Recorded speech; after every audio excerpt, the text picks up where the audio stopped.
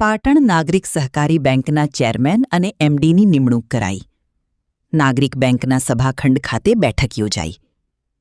મગનભાઈ પટેલના અધ્યક્ષ સ્થાને મળી બેઠક.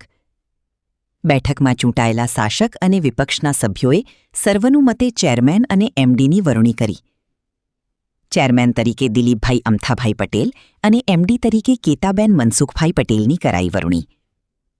બેંકના પૂર્વ ચેરમેન, ડિરેક્ટરો, કર્મચારીઓએ એમડી અને ચેરમેનને ફૂલહાર પહેરાવી શુભેચ્છાઓ પાઠવી.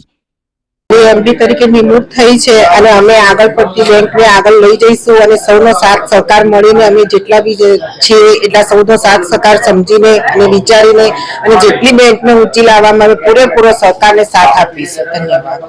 સર્વાનુમતે અમારી વરણી કરી ચેરમેન તરીકે મારી અને કેતાબેનની એમડી તરીકે.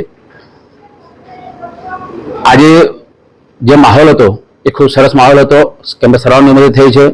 અને બીજું કે હવે અમે જે બી આગળ કંઈક અધૂરું કામ હશે એ અમે આગળ ધપાવીશું.